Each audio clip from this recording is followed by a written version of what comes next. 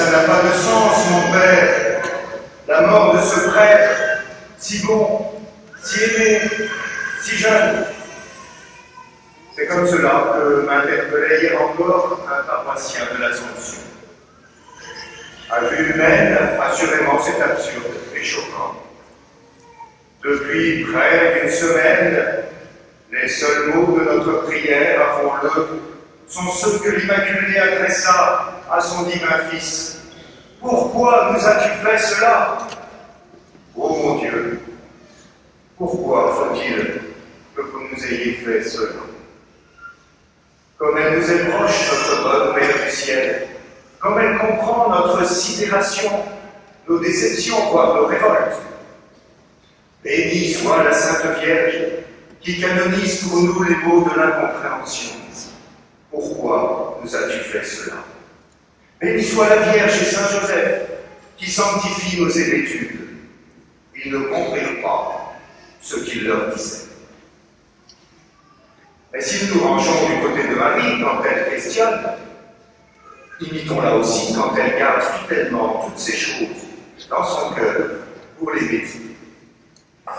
Cette homélie se doit d'apporter, comme disent les journalistes, des éléments de réponse à nos pourquoi. Et pour qu'elle soit gordienne, il faut de toute évidence qu'elle comporte 3 points. Or, il se trouve, 5 providences, que les Écritures connaissent 3 Joseph.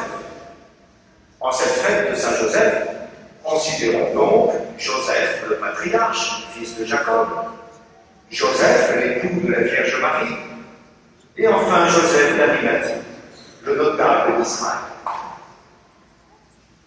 Joseph le patriarche, au moment où il est reconnu en Égypte par ses frères qui l'ont vendu, prononce cette parole mémorable. Le mal que vous aviez dessein de me faire, Dieu l'a changé pour bien. Oh, que voilà une certitude qui doit nous habiter. Oui, assurément, de tout mal, Dieu peut faire un bien. Les prêtres sont bien placés pour le savoir. Au confessionnal, ils sont témoins d'une alchimie prodigieuse.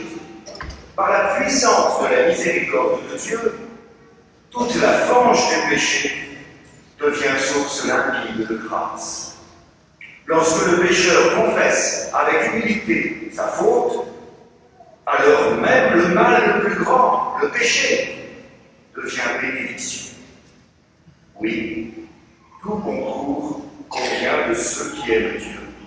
Etiam peccata, même les péchés. L'abbé Cyril d'Ortien a voulu paraître au ciel en habit de confesseur. C'est ainsi que dans son cercueil, on a revêtu son corps d'une soutane, d'un surplis et d'une étole violette. Nous le connaissons assez pour sourire un peu de cette mystique du curé d'Ars qui le définit si bien. Car ce n'est pas par les habits seulement que Cyril ressemblait à Jean-Marie Vianney, ni même principalement par une certaine assimilation physique, chevelure en moins, mais d'abord et avant tout par cette volonté d'être prêtre intégralement, pas prêtre au cours de faux, pas un fonctionnaire ecclésiastique, mais viscéralement prêtre, c'est-à-dire avide de Dieu et des âmes. Tenez, vous qui êtes là si nombreux ce matin, c'est sans doute que vous avez bénéficié d'une façon ou d'une autre de son ministère sacerdotal, de sa charité pastorale. Vous voulez l'honorer, vous souhaitez lui rendre témoignage, vous désirez lui dire merci. Je ne vois qu'une manière pleinement satisfaisante de le faire. Allez vous confesser. Durant ce temps de carême, allez vous agenouiller au confessionnal, renouer avec cette miséricorde divine dont l'abbé Gordien a voulu être le ministre auprès de vous. Le Joseph de l'Évangile, lui, patriarche du silence, ne prononce pas un seul mot, mais il y a un mot que les Écritures disent de lui et qui suffit pleinement à le définir. Joseph était un homme juste. Il y a là certainement la réponse la plus biblique à tout nos pourquoi. Le Seigneur ne nous donne pas de tout comprendre. Il ne nous révèle pas d'emblée ses desseins éternels, mais il nous donne cette assurance: le juste vit par la foi. C'est-à-dire dans la confiance inébranlable à Dieu. Voilà qui est clair. Être juste, c'est être en tout ordre, ajusté, accordé à la volonté de Dieu. Parce que nous savons qu'elle est meilleure que toutes nos lubies, nos fantasmes ou nos conceptions personnelles. Être juste, c'est accomplir sans murmure son devoir d'État. Dans son testament spirituel, Cyril dit toute sa reconnaissance à sa maman. Votre fils énumère, madame, tout ce qu'il a reçu de vous, en fait de douceur, de foi, de joie de vivre. Ayant eu la grâce de faire un pèlerinage en Terre Sainte avec vous, je vois très bien ce qu'il veut dire. Et il rend grâce aussi pour son papa, votre mari, madame, trop tôt disparu, mais qui eut le temps, cependant, de lui léguer comme un précieux héritage le goût de l'effort et du travail bien fait.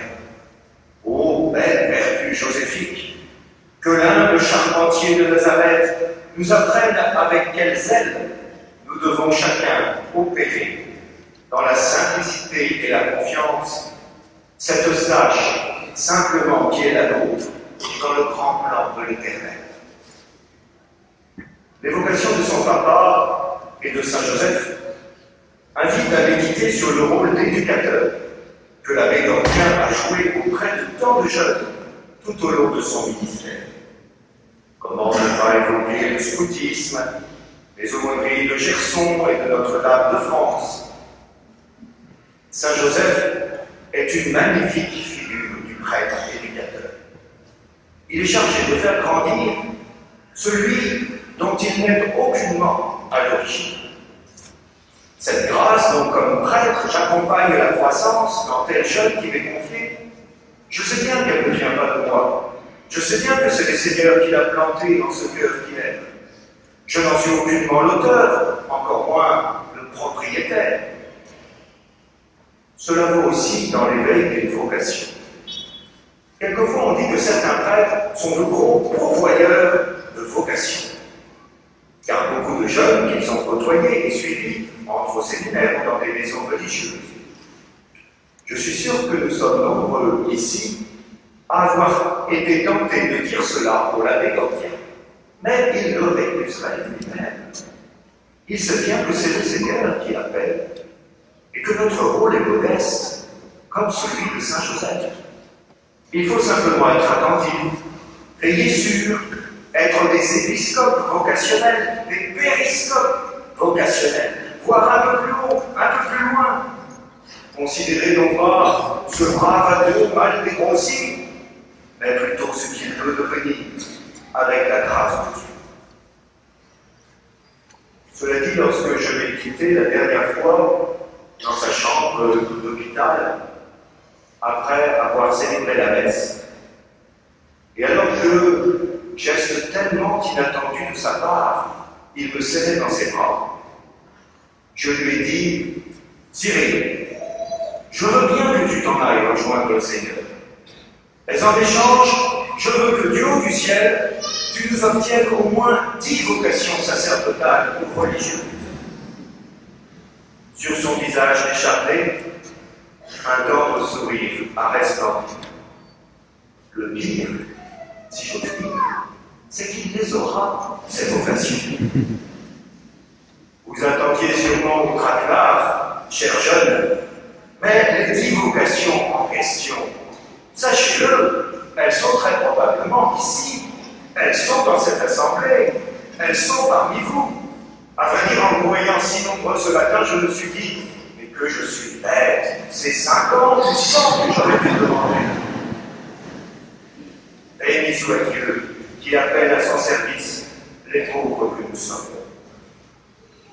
Prendre soin des vocations, c'est aussi prendre soin des prêtres. Nous vous remercions, Monseigneur, de porter ce souci de l'attention aux prêtres. Depuis votre récente arrivée sur le siège de Paris, vous avez manifesté que c'était là une de vos priorités. Mardi dernier encore, vous réunissiez tous les curés de Paris et posiez cette question du suivi et de l'accompagnement des plus éprouvés d'entre nous.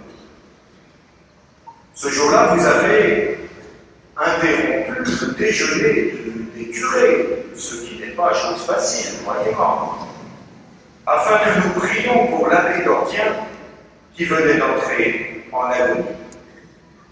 Permettez-moi de voir dans la collision de ces circonstances un signe providentiel. Je suis sûr qu'il y a un lien entre la mort de notre pauvre Cyril et les questions de l'estime du sacerdoce et de la gestion des prêtres. Dans son testament spirituel, il ne cache pas ce qu'il a eu à endurer de la part de certains paroissiens, de certains clercs, de certaines autorités ecclésiastiques aussi. Il n'en faisait pas matière à polémique. Il connaissait cette grande maxime du père Périssac: il faut savoir souffrir non seulement pour l'Église, mais par l'Église. On ne choisit pas ses croix.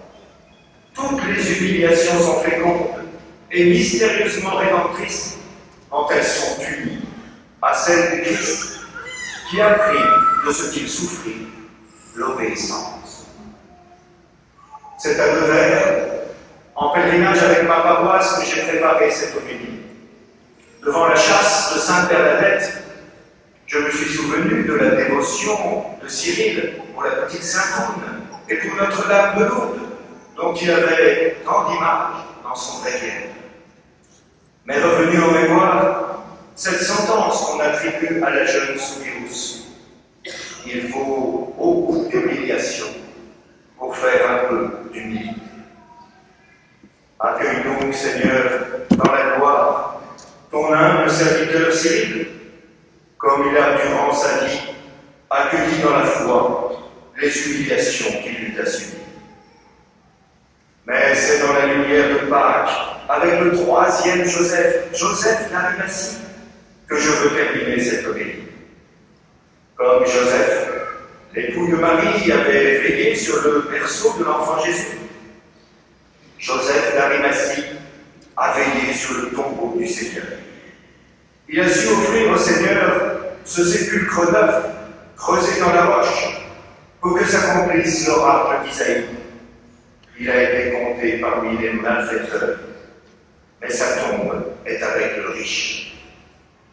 Cet acte de générosité et de dévotion, le notable d'Israël en fut bien récompensé. Pensez donc, la résurrection du Seigneur a eu lieu dans son jardin. Quelle bénédiction pour Joseph, le saint de Pâques, la résurrection à domicile. C'est un rayon de cette lumière que nous devons emporter chacun en sortant tout à l'heure de cette église. Le beau sourire de notre ami défunt participait de cet éclat pascal. Joie de croire, joie d'être prêtre, c'était Cyril en peu de mots. Il était de ceux qui, par la foi, entrevoient par-delà les ténèbres de cette vallée de larmes ce père des lumières de qui vient toujours parfait. Cette patrie lumineuse qu'il s'agit de rejoindre et où se dissiperont toutes les obscurités de nos incompréhensions. C'est bien le sens de la réponse de Jésus à ses parents éplorés. Ne saviez-vous pas que je dois être aux affaires de mon Père? Voilà la raison de tout. Jésus est le zélote du Père, le vrai adorateur que le Père recherche. Le prêtre, imitateur de Jésus-Christ, est d'abord aux affaires du Père. Le centre de gravité de son existence est au ciel, définitivement. Ai-je besoin de souligner combien Cyril fut un homme d'adoration et de prière? Les paroissiens de Saint-Dominique pourraient témoigner des efforts qu'il déploya pour mettre l'adoration eucharistique au cœur de sa paroisse. Je ne suis pas très matinal, je le confesse, mais je puis attester que durant les années où nous fûmes ensemble, quelque effort que je fisse pour avancer mon lever, il était là avant moi, dans la chapelle, en oraison. Ne savez-vous pas que je dois être aux affaires de mon Père? C'est la réponse que l'abbé Gordien nous livre, à nous qui sommes tristes, peinés, révoltés peut-être par sa mort. Mais enfin, dit Cyril, ne savez-vous pas que je dois être chez mon Père? Qu'y a-t-il là d'extraordinaire? Pouvez-vous ignorer que nous sommes en pèlerinage sur la terre, que notre patrie est dans le ciel? Si vous craignez le passage, considérez son issue bienheureuse. Si vous craignez les affres de la mort, confiez-vous à Saint Joseph, patron de la bonne mort. Quelle grâce pour l'époux de Marie, trépassé entre les bras de la Vierge Immaculée et de Jésus, le Sauveur du monde. Joseph, patron de la bonne mort, priez pour nous. Frères et sœurs, en ce jour de sa fête, saluons ce grand saint protecteur en disant ensemble le Je vous salue Joseph que vous avez sur vos livres. Je vous salue.